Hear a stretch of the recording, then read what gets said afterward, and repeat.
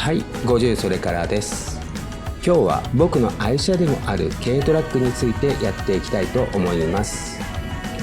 皆さんはどうでしょう？軽トラックにご興味はありますか？興味がある方でも金銭的な問題や置き場所の問題などで手が出ない方も多いかと思います。今日は僕ならではの軽トラックを手に入れる方法や、そうやって手に入れた軽トラックにどんなアプローチで愛車としての関係を築いていくのか、また軽トラック生活が続くことで変わっていく生活について皆さんにお伝えしていければと思っています。僕自身は一流系のバイク好きですので、軽トラックはいわば必需品。20年以上車は軽トラックのみという生活を送ってきました。いろいろ軽トラックは乗り継ぎましたが、一番はやはりスバル自社製造時代のサンバーです。サンバーに乗った時、軽トラックにもスポーツカーがあったんだと思ったほどでした。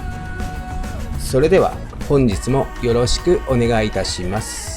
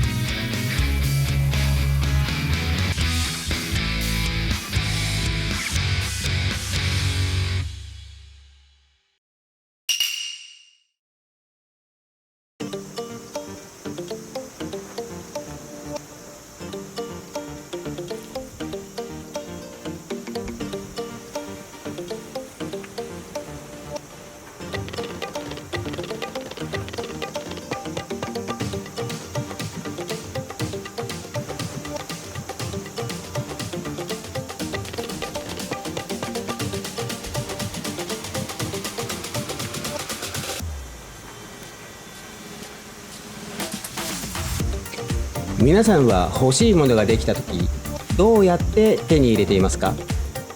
もちろん代金を払って購入していますよね。確かにそれが間違いない話です。お金さえあれば世の中のほとんどのものが買えるはずです。しかし我々の問題は予算が限られているという話です。この世の中で欲しいものを手に入れる方法は2つしかありません。お金を稼ぐスキルを高めるか、お金がなくても手に入れるスキルを身につける、2つだけです。今日は限りある予算の中で手に入れることを考えていきましょう。欲しいものが買えないならば、いらなくなったものを譲り受けるという方法が一番簡単な考え方です。すでに所有されている方が手放すときに譲り受ける方法です。これは新品を購入する行為と全く別のスキルが必要となります。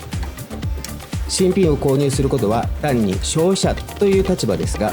中古を安価で手にするという行為は自動車買取店のような全く別のスキルが必要になるわけです。全く違うという前提を持たなければなりません。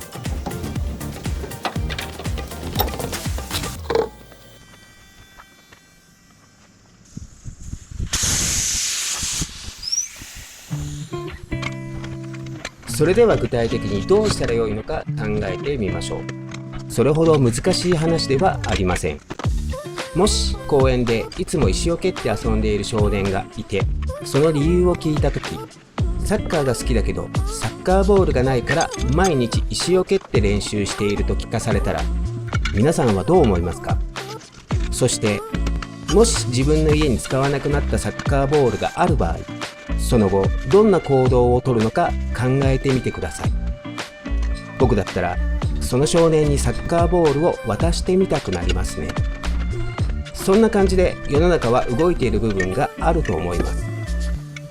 もし軽トラックが欲しいならば、石を蹴るサッカー少年のように軽トラックがあればもっと楽しくなるだろうと思う毎日を送ってみてください。きっとあなたの前に軽トラックを提供していただける方が現れるはずです。ちょっと極論すぎるかもしれませんが、僕が所有した軽トラックのいくつかはそのような形で譲り受けた車両です。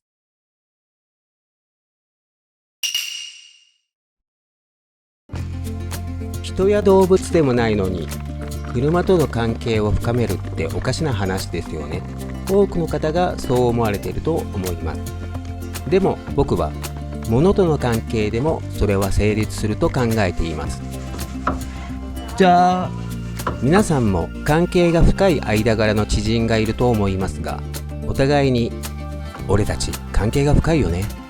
って確かめ合ったことがありますか？もし仮にあったとしても、相手が本当の気持ちを言っているのかはその本人にしかわからないはずです。そうなんです。結局関係が深いという気持ちは自分自身の相手に対する思い込みでしかありません。乱暴な言い方で言えば相手に対する錯覚でしかありません。そのように自分勝手な錯覚や思い込みと考えれば、物や車に対しても関係を深めるという気持ちを持つことが可能ではないでしょうか。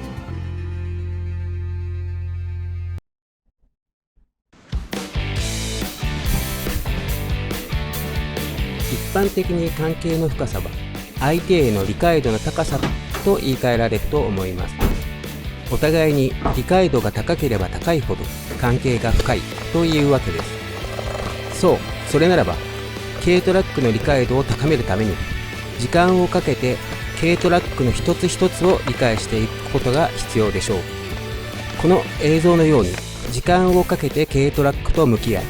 理解度を高め、僕は軽トラックを愛車と呼べるぐらいの関係の深さを作ろうとしています。